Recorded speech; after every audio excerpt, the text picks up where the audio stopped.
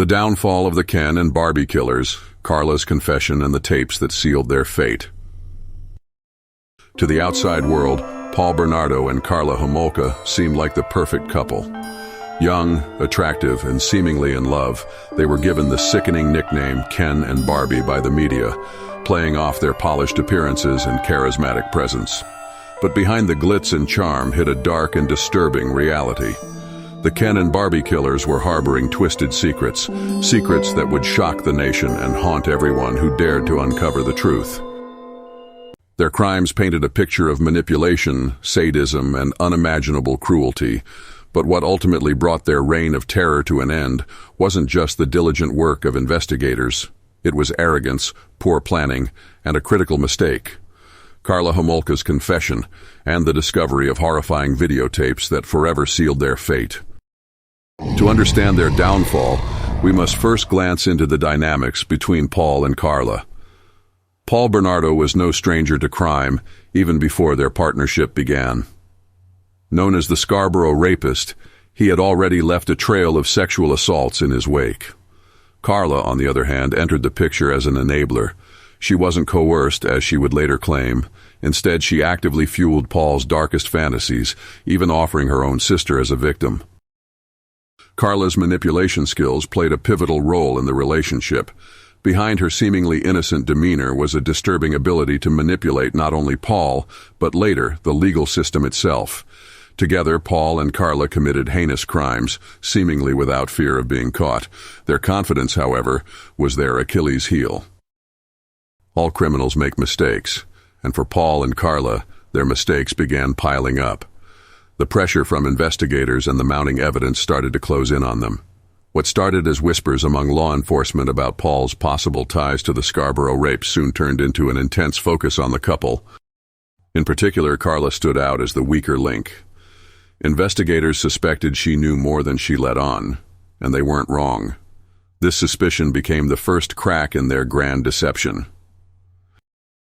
Under growing pressure, Karla made the calculated decision to turn on Paul. In exchange for a plea deal, she cooperated with law enforcement, portraying herself as yet another victim of Paul's abuse and manipulation.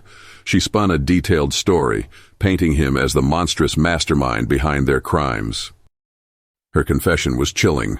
As she carefully detailed the atrocities she and Paul committed, she claimed she had been coerced by his violent temper and controlling nature.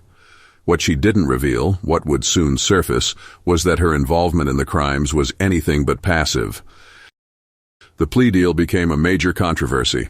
While Karla's detailed confession gave investigators plenty of ammunition to proceed against Paul, it also shielded her from the justice most believed she truly deserved. She played her role so convincingly that many initially sympathized with her story of victimhood, but this sympathy wouldn't last long.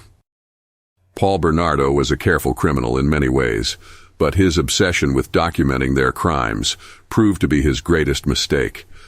During a search of their home, investigators found a series of videotapes hidden in seemingly innocuous places. These tapes were the evidence they desperately needed and more than Karla anticipated being exposed. These weren't just any tapes.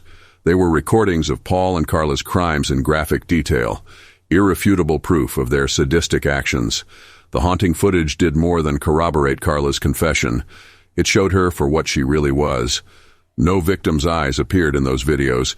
Instead, they depicted a willing and active participant in Paul's reign of terror. For law enforcement, the discovery of the tapes was both a triumph and a nightmare. While they finally had indisputable evidence, what they saw chilled them to their core. The tapes revealed the true extent of the couple's crimes, acts so depraved that even seasoned investigators were left shaken. More importantly, the tapes shattered Karla's victim narrative. The images showed her laughing, smiling, and participating with Paul in their sadistic acts. For the public, the revelation of the tapes turned her plea deal from a supposed triumph of justice into what would later be called a deal with the devil. With the tapes in hand, the case against Paul Bernardo was strong. During his trial, they became the focal point of the prosecution's argument. This was no longer a he said, she said case. The tapes exposed the truth, laying bare the couple's sadism in a way that words never could. Paul was convicted and sentenced to life imprisonment. His smug confidence finally gave way to the reality of spending the rest of his life behind bars. For Karla, the tapes complicated what could have been a clean escape through her plea deal. The public, once sympathetic, turned on her overnight. The woman who claimed to be a victim was now seen as a calculating accomplice who had outwitted the system. So, where did it all go wrong for the Ken and Barbie Killers? Their story is a perfect example of how arrogance and hubris can lead to a criminal's downfall. Paul's obsession with documenting everything, the very thing that gave him control in their heinous acts, became the proof of his guilt. Likewise, Karla's calculated decision to confess backfired spectacularly when the tapes came to light, exposing her lies. Her plea deal was cemented before the tapes were discovered, and though she served her relatively short sentence, her freedom came with a lifetime of public scorn. Their belief that they were untouchable blinded them, leaving a trail of evidence that eventually caught up with them. It was their inability to see past their own narcissistic tendencies that led to their capture. The case of Paul Bernardo and Karla Homolka is not just one of murder or manipulation. It is a cautionary tale of justice, arrogance, and the complexities of plea bargaining. It forces us to question the ethics of protecting one criminal to secure the conviction of another. Karla's confession, while instrumental in Paul's conviction, came at a heavy cost to society's sense of justice. The story also leaves us grappling with the psychology behind their partnership. What drives two people into such unspeakable acts? What happens when one manipulates the other to such a degree that the lines between victim and perpetrator blur? Today, Paul Bernardo remains behind bars in Canada, his name infamous and his crimes set in stone as some of the country's most heinous acts. Karla Homolka, on the other hand, lives a quiet, shielded life after serving her time. But for the families of the victims, and for the public, her freedom is a bitter pill to swallow. Her attempts to live under the radar are frequently interrupted as her past resurfaces in public discourse, proving that while her prison sentence may be over, her societal sentence is likely a lifetime. The Ken and Barbie Killers teach us one thing above all else. Even the best planned crimes can unravel under the weight of arrogance and overconfidence. Paul Bernardo and Karla Homolka thought they were untouchable, but their careless mistakes proved to be their undoing. For true crime enthusiasts, their story is a grim reminder of the human psyche's darkest corners and how justice, though delayed, can ultimately prevail.